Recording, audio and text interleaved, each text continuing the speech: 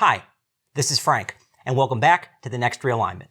In this episode today, we're going to be talking about America's 5 party systems, and we're going to be doing it and walking through history to demonstrate a really big idea that's important.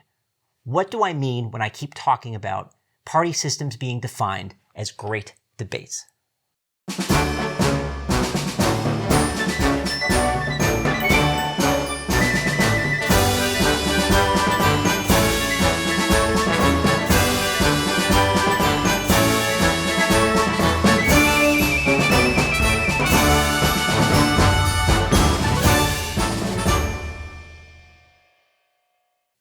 So in today's episode, we're going to be walking through America's 5 distinct party systems. As we said, there's been 5 distinct party systems in America, of 2 parties, each of which have been defined by having a big, great debate. In later episodes in the series, of course, we're going to spend a lot more time on each of these party systems. We're going to look at each one. We're going to look at how it got created, how it got destroyed, what were the factions of each individual party, what were they fighting about, what issues did they care about, what was going on at that time in America. Now, that's not the point of today. See, today, we're just going to very quickly walk through the entire story of America in each of these party systems as sort of a discrete part of that story. And we're going to do it with an eye to demonstrating this big important point that I keep bringing up, this idea of great debates. And that party systems in American parties aren't really defined as issues or demographics. They're bigger than that. They're philosophical great debates that we create at a time and place in order to have a certain fight about most important issue that is affecting America at that point in history. We have political issues in America all the time. Every 4 years we have an election and there's different political issues and there are white papers written up and there are campaign speeches and sometimes we're talking about taxes or a tax plan. Sometimes we're talking about maybe welfare reform, a healthcare plan. If you go back, we had issues like the Vietnam War was a major political issue. The Great Society, interstate highways, whipping inflation now. In fact, sometimes it seems like every 4 years we have a completely new slate of political issues. But that's not a great debate. See, a great debate is something much, much bigger. It's sort of a major change that has affected the country, that affects everything, that has sort of seeped into the system and has changed the country from the bottom up. A great debate is sort of a major shift in the nation that the old parties aren't built to address, but that America is worried about, their concerns, they have to deal with it, we have to find out how to get through it, and there are philosophical disagreements within the country that have to get resolved. So let's start at the beginning with America's first party system. So the first party system started really with the foundation of the country. As you remember, as I've already mentioned, America's founders didn't like political parties. They didn't want them in their republic. They designed their republic intentionally to avoid political parties. And yet, as soon as they got to actually administering the thing they created, 2 parties kind of evolved and dominated the country, and we've had a 2-party system ever since. America's founders had created a new institution, a new government from scratch. They had no idea what this thing was or how it was going to work or even if it was going to work. So they had very different ideas, even though they all agreed with the idea of the Enlightenment and this idea of this Constitution and the Republic they created, but they had very different ideas about how it was going to work in practice. And once they started implementing it, those ideas came to a head and they had to get worked out. And how did that happen? Well, there was a philosophical fight in George Washington's cabinet. Now, there was one faction of people kind of aligned with George Washington's protege and his Treasury Secretary, Alexander Hamilton. And this group, they looked at the country and, they had an idea of what it was supposed to grow up to be. They wanted to create a republic, an Enlightenment republic, just like the folks on the other side of debate.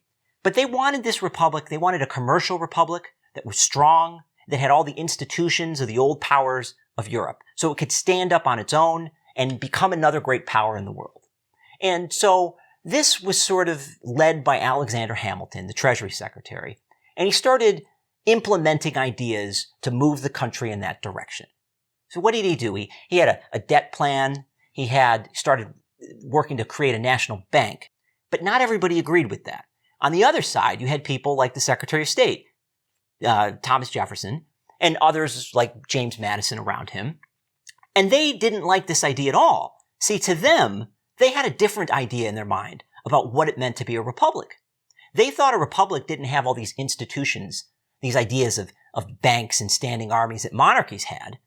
A republic was led bottom up by the people. And they had this idea of yeoman farmers as sort of the most noble people in society. And they wanted decentralization, and they didn't like banks and commerce. They worried that they were leading to corruption. So the folks around Hamilton, they became, over time, a political party. The Federalists, the folks around Jefferson, they became a political party too, which we call usually the Democratic Republicans. And these two parties went into political war, and they did it for decades, as they hashed out this debate. And first they debated over these issues like this debt plan and the idea of national banking. And eventually they started fighting also about what to do about the French Revolution, which seems like a completely different issue, but was totally related. After the American Revolution, there was a revolution in France. It became very radical in certain ways. The Democratic Republicans thought, well, this is what we should be doing too. This is an heir to the American Revolution. The Federalists feared it. They said, no, this is radicalism. The Democratic Republicans looked at the Federalists and they said, you're trying to drive us back to monarchy. The Federalists looked at the Democratic Republicans. They think you're trying to drive us to anarchy. Each of these parties had different factions demographically. They had different issues they cared about. The Federalists were kind of based in New England. They did really well with folks in cities and involved in commerce. Democratic Republicans had a fortress in the plantation South. They did well, often educated middle class or independent farmers. But that's not really what the fight was about. It wasn't just about those demographics or the individual issues. It was this philosophical idea of what did this republic mean? What was it supposed to become? And that's what the first party system was about, because that was the most important issue of the age of the founding.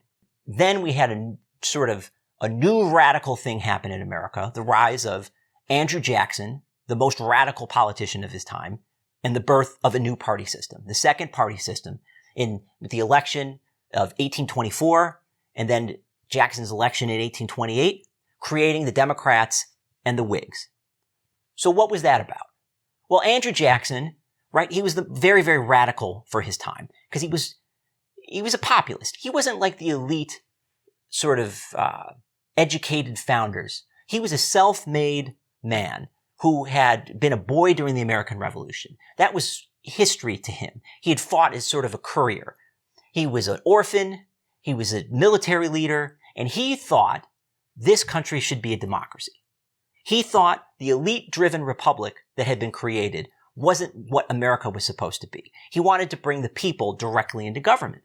And by the people, common people, workers. And he had a whole bunch of ideas of why he wanted to do this, or how he wanted to do this. He wanted to get rid of the property restrictions on voting. He wanted to expand the country west, including, quite unfortunately, the de-Indianification that it was called, of pushing Native Americans off their land. But he wanted to do that so that poor people without property could move west and start their own farm. He had these ideas of the spoils system. He thought there was no job that anyone in government, that a normal person with limited education couldn't do. And so he wanted to bring ordinary people into government, people who had supported him. And he created this new populist party that was built around bringing the common person into government. Of course, not everybody agreed with him. A lot of people thought he was a demagogue. They thought he was a would-be tyrant.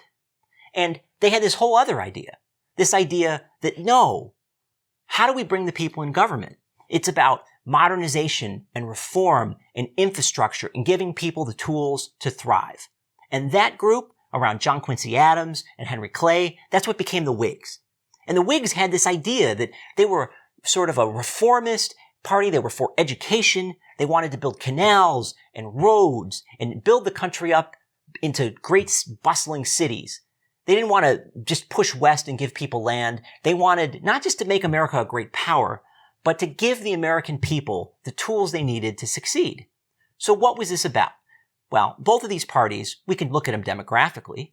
They both did well in the North and in the South, but they had different bases of support. The Whigs did well with sort of the Southern plantation barons, who had often been Democratic Republicans before, but they also did well with commercial elites, middle class, professionals, reformers. Democrats, they did well with sort of common working people, for the most part. But that's not really what the debate was just about. What was really happening? Well, what was happening at that time? What was happening was this colonial outpost had become the America of the frontier. We had taken America and started expanding west. We had pushed all the way past the Mississippi River. And the country had become this new bustling thing. And that raised a bunch of issues because the republic, as it had been designed, was a very elite-driven republic. A lot of the founders were educated, almost philosophers, landed gentry. But we had this idea with the Declaration of Independence that this is supposed to be a democracy. And how are we going to implement that as all the Conestoga wagons and little towns and family farms pushed west? That was now the biggest issue of the country.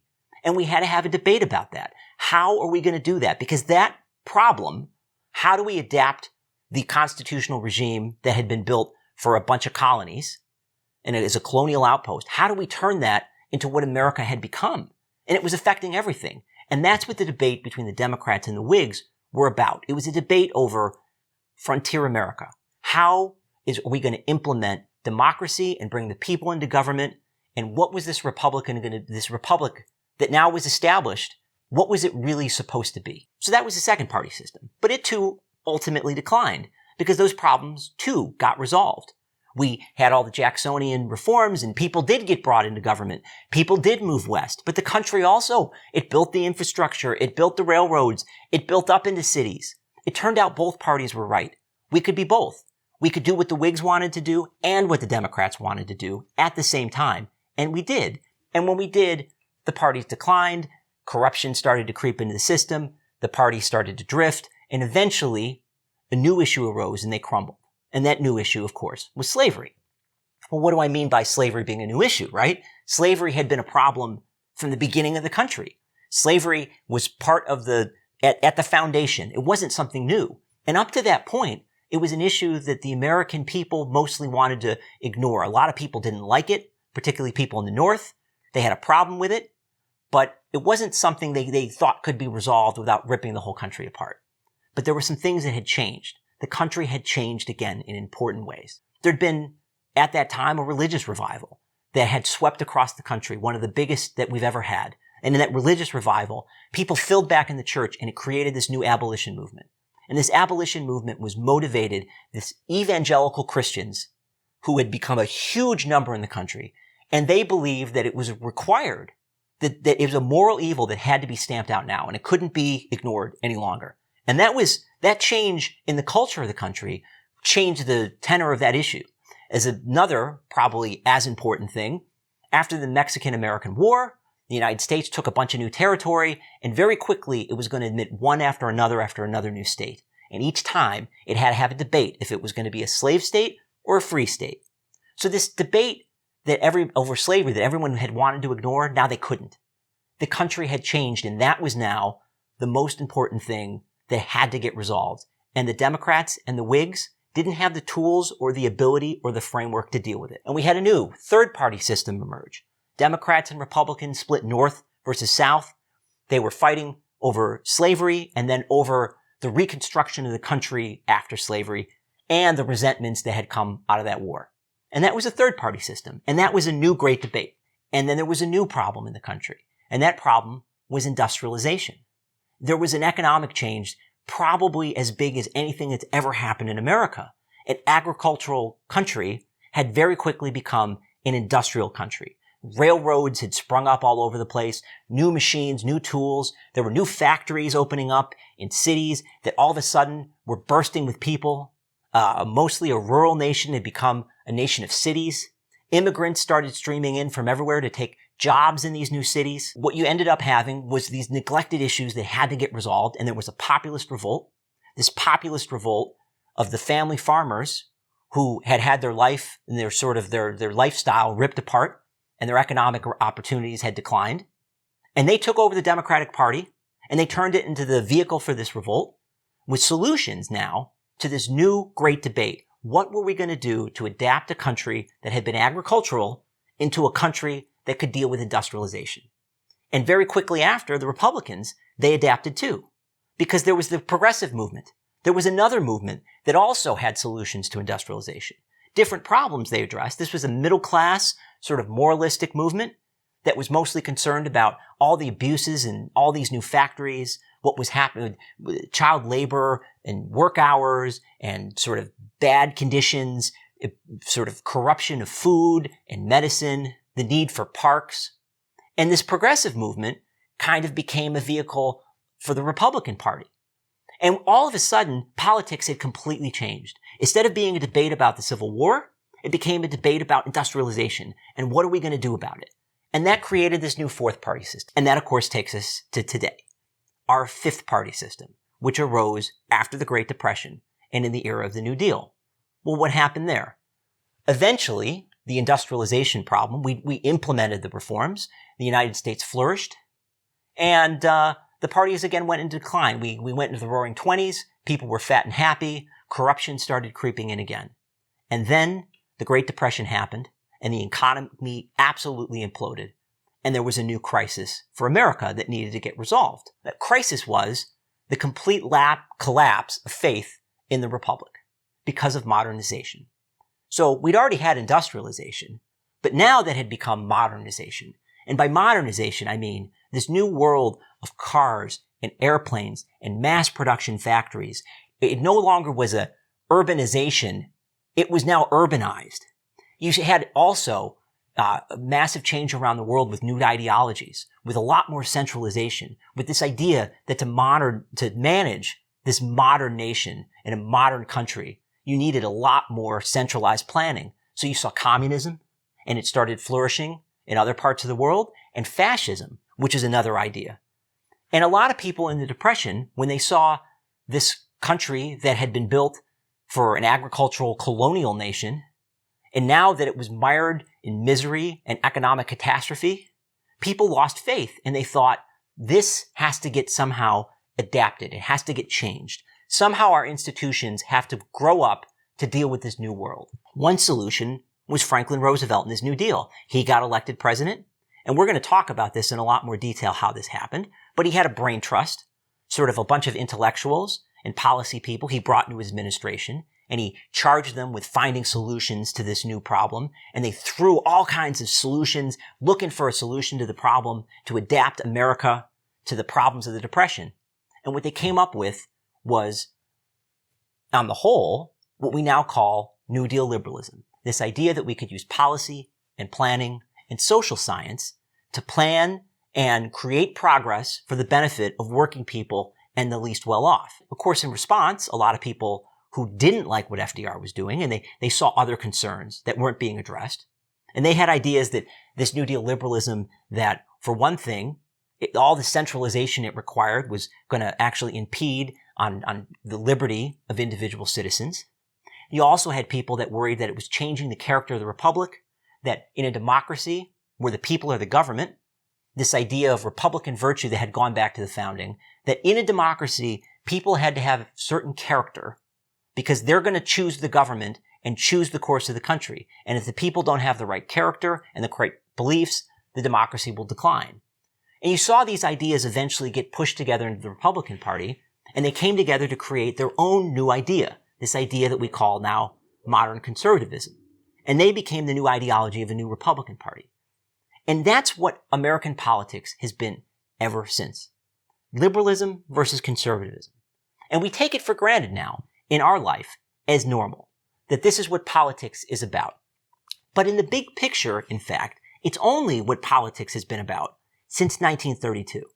And it's because these things, this what we call politics, is just another great debate. It's like any of the other great debates. It's a philosophical clash with two different ideas that have to get worked out to figure out how to solve the problems of a time and place, which was how do we adapt the country to modernization in the wake of the Great Depression and then the Second World War. And that's what we've been fighting about ever since. That's what I mean by a great debate. I don't just mean a political issue. I don't just mean sort of one of a laundry list of things like an issue like taxes or even a war, major issues that affect the country. It's even bigger than that. I'm talking about the sea change, when the nation changes in a fundamental way that touches everything. and that has to somehow get philosophically addressed. And that's a great debate, and that's what political parties in America actually are. They are vehicles to carry out a great debate. And as they rage, as the American people go back and forth and try things out and try to resolve those great debates in order to figure out what to do about a big, massive, philosophical problem about our future. And then, of course, over time, they do resolve it and it goes away. And usually, they take a little bit of both. They take some of, Hamilton's ideas and some of Jefferson's ideas, some Jackson, some of the Whigs. We always take a little bit of both and eventually come to a conclusion of this is the resolution to that problem. And then we enter a new age and we have to do it all over again. The debate that we take for granted is politics. This debate between liberalism and conservatism. It's not a permanent thing. It's not what politics is inevitably about. It's not what politics in America has historically always been about. It is just like any other debate in American history. It is a debate, an ideological clash at a certain time and place that we created through two parties to hash out the problems of a certain moment in history. There was a big change in America. We had to figure out how to get through it. We had to philosophically decide what to do. And we created these two ideologies and two parties as vehicles of those ideologies in order to resolve and hash through that debate. And just like every other party system in American history, we can only assume that when that time has come to an end, when that debate that we started in 1932 is resolved, when the problems are either addressed or we've reached solutions that the American people have decided are the answers to those problems and move on, when we have new problems that need to get addressed, when we have the beginning of the dawn of a new great debate, when that time comes, we can only assume the debate between liberalism and conservatism is going to come to an end. And I would say the time is probably really, really soon. Thanks a lot for watching, and I hope you tune into our next episode because we're going to be talking about the left-right political spectrum, and particularly why the whole thing is a myth and it doesn't really exist.